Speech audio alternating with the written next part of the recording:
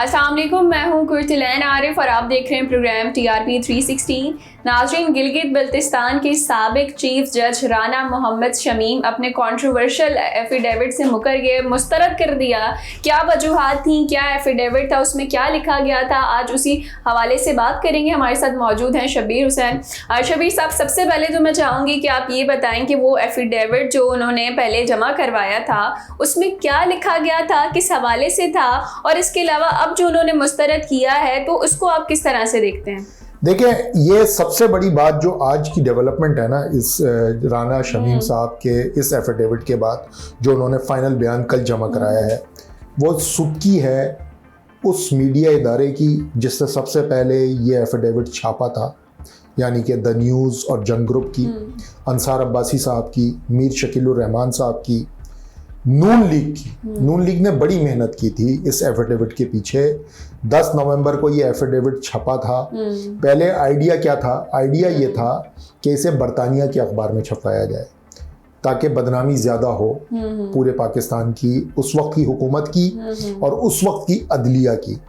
लेकिन वो क्योंकि फिर इनको खौफ ही आया सबों को कि अगर फ़र्ज़ करें किसी ने स्यू फाइल कर दिया, सूट कर दिया उसके ऊपर, तो फिर इसकी हकीकत क्योंकि इसकी थी नहीं, जैसा कि अब पता चल गया है, तो बड़ी मुसीबत पड़ जानी थी। तो फिर जाहिर है कि एक ही मीडिया हाउस रहता है यहाँ पर जो इस तरह के लिए कामों के लिए जो है इस्तेमाल होता है, और वो जंग ग्रुप है। उन्होंने बड़ी हंसी खुशी ये फाइल कर दिया। अब इसके अंदर इन्होंने क्या कहा है राना शमीम साहब ने? राना शमीम साहब कह रहे हैं कि मैं माफ़ी चाहता हूँ और अपने आप को at the mercy of court पे छोड़ता हूँ, यानी कि कोर्ट के अब हवाले है राना शमीम की तकदीर, मुकद्दर उनका कि उनके साथ सज़ा करे या जज़ा करे। ये उन्होंने कर दिया है और उन्होंने कहा है कि जो टोटल एफिडेविट था जो 10 नवंबर को द न्यूज़ अखबार और जंग अखबार में छपा था, वो टोटल गलत था। उसमें कोई भी बात सच नहीं थी। अब आप सोचें कि ये कितना बड़ा फसाना है जिसके जरिए एक उस वक्त के चीफ जस्टिस और दूसरी जो इस्लामाबाद की सबसे बड़ी अदालत है उसके एक सीनियर जज को बाज़ाब्ता उनका नाम लेकर के उनकी इमेज को टार्निश की गई थी। और इल्ज़ाम किसकी तरफ से था? उस वक्त के चीफ जज गिलगित बल्तिस्तान, यानी कि पूरी जुडिशरी के 3 अहम इंपॉर्टेंट जजेस को इन्वॉल्व किया गया था इस केस के अंदर। तो आप सोचें कि ये कितना बड़ा पूरी एक कॉन्स्पिरेसी थी हमारी अदलिया के खिलाफ, और सिर्फ इसलिए कि उस वक्त अदलिया के कुछ फैसले ऐसे थे जो इमरान खान की फेवर में जा रहे थे और नून लीग के मुखालिफ जा रहे थे। तो किसी की अगर शक्ल पसंद नहीं थी, फैसले पसंद नहीं थे, तो उसके लिए ये पूरी एक कॉन्स्पिरेसी बुनी गई और उसके लिए सबसे बड़ा मीडिया हाउस भी इस्तेमाल हो गया पाकिस्तान का। अच्छा शब्बीर साहब, यहाँ हम देखते हैं कि इन तमाम चीज़ों में चार्ल्स गुथरी जो है वो सामने आए थे और उन्होंने कहा था कि जो ये राना साहब है, इन्होंने नवाज शरीफ के ऑफिस में बैठ के ये एफिडेविट लिखा था। तो अब आपको क्या लगता है कि नवाज शरीफ को क्या होगा?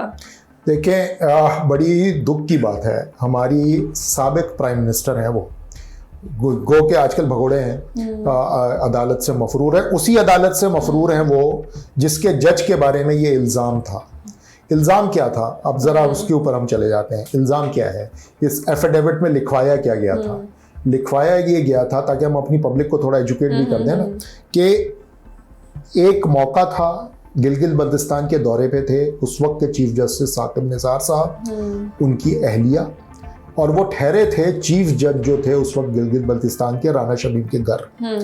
ये 4 अफराद, यानी कि राना शमीम, उनकी अहलिया और साकिब निसार और उनकी अहलिया लॉन में बैठे चाय पी रहे थे। और उसी वक्त उन्हें फ़ोन आता है जस्टिस आमिर फारूक जो इस्लामाबाद हाई कोर्ट के सीनियर जज हैं, और वो उनसे पूछते हैं एक मुकदमे के बारे में, और उनको साकिब निसार ये कहते हैं कि नहीं, आपने इस मुकदमे का फैसला ऐसे करना है, ऐसे नहीं करना है।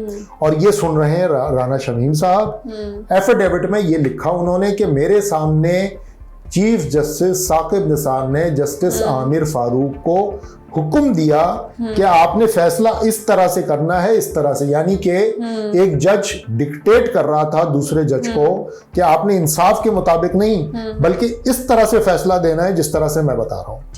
ये है वो सारी कहानी। अब ये कहानी लिखी गई थी बकौल चार्ल्स गुथरी के नवाज शरीफ साहब के दफ्तर में। तो अब आप सोचें कि नवाज शरीफ साहब के तो किए कराए पे राना शमीम साहब ने, जिनसे इतनी मेहनत से उन्होंने लिखवाया था, उन्होंने कल पानी फेर दिया है। तो मियाँ साहब का ये दूसरा बड़ा ब्लंडर जुडिशियल हिस्ट्री में सामने आया है। इससे पहले आप तो उस वक्त बहुत छोटी होंगी, हम नए नए वारिद हुए थे मीडिया में, तो जस्टिस मलिक कय्यूम की ना ऑडियो टेप लीक हुई थी, जिसमें मियाँ सैफुर रहमान जो उस वक्त के एहतसाब ब्यूरो के चीफ थे, वो फ़ोन कर रहे थे जस्टिस मलिक कय्यूम को और कह रहे थे कि बेनज़ीर और जरदारी के खिलाफ आपको इस तरह का फैसला देना है।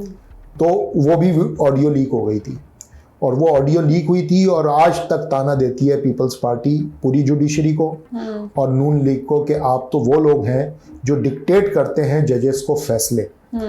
ये दूसरा वाकया हुआ है।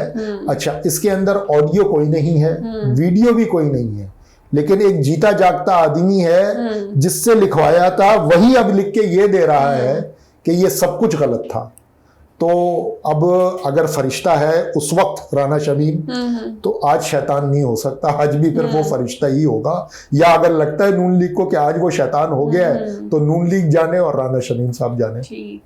अच्छा शबीर साहब, यहाँ ये बताएं कि ये सारा मामला हो गया, राना शमीम ने जिस तरह से मुस्तरद कर दिया उस एफिडेविट को, आपको क्या लगता है कि अब जो है, जाहिर सी बात है नून लीग सामने आ गई है, नवाज शरीफ एक्सपोज हो गए, तो पीटीआई और इमरान खान जो है इससे थोड़ा सा फेवर लेंगे और मजीद जो है इनको एक्सपोज करेंगे और बताएंगे कि किस तरह से ये तो करप्शन करते रहे और हम बड़े अच्छे हैं, और अब हम देख रहे हैं कि उनकी जो सपोर्ट है वो बड़ी अच्छी हो गई है इमरान खान की, तो सियासी तौर पर उनको फायदा पहुंचेगा?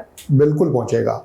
और अभी से आप देखें, आप जाएं ट्विटर के ऊपर, जितने सोशल मीडिया हैंडल्स हैं, जितने ट्विटर हैंडल्स हैं जो कि अपने आप को अलाइन करते हैं पीटीआई के साथ, वो बार बार इसी चीज़ को दोहरा रहे हैं। वो आज बता रहे हैं कि आप एक्सपोज हो गए एक मर्तबा फिर, आपका अपना बंदा मुकर गया, क्योंकि राना शमीम तो इनका बंदा था ना। चार्ल्स गुथरी ने हमें बताया था, जिसने नोटराइज की थी ये डॉक्यूमेंट, कि भाई मैं जब गया तो वो दफ्तर था नवाज शरीफ का और वहां बैठे थे राना शमीम।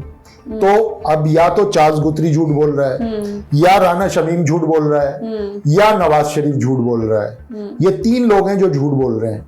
अब तीनों फैसला कर लें, तीनों के में से जो भी झूठा साबित होगा उसका फायदा पीटीआई को ही होगा। तो पीटीआई इस वक्त विन विन सिचुएशन में आ गई है, और ये बहुत बुरे वक्त पे ये गोट जिसको कहते हैं ना हमारी कराची की स्लैंग में, ये गोट जो है बड़ी बड़ी बुरी वक्त पे मारी गई है। और क्योंकि इमरान खान इस वक्त अपने फुल फ्लो में है, तो अब वो इस चीज को इतना एक्सप्लॉइट करेंगे, और उनका कमाल ये है इमरान खान का कि वो एक बात को इतनी मर्तबा पीटते हैं कि लोगों के जहन में वो चीज बैठ जाती है। तो ये अब राना शमीम भी, मैं आपको आज की तारीख में लिख के रख लें, 2 महीने बाद राना शमीम की बात भी कि पूरी कहानी इमरान खान ने अपने तमाम सपोर्टर के जहन में बिठाई हुई होगी। आप उनसे बात करेंगे, वो आपको फर्राटे भर के सुना देंगे, क्योंकि उनको बता दी गई होगी अच्छी तरह कि ये हुआ था। बिल्कुल यही हम देख रहे होते हैं कि एक पार्टी का अगर फ्लॉ सामने आ जाए तो फिर दूसरी को फ़ायदा होता है। इस हवाले से जो भी तफसीलात होंगी आपके सामने रखेंगे। नाज़रीन, ये था हमारा आज का प्रोग्राम, फिर हाजिर होंगे नए मौजू के साथ। तब तक के लिए इजाज़त दीजिए, अल्लाह ने के बाद।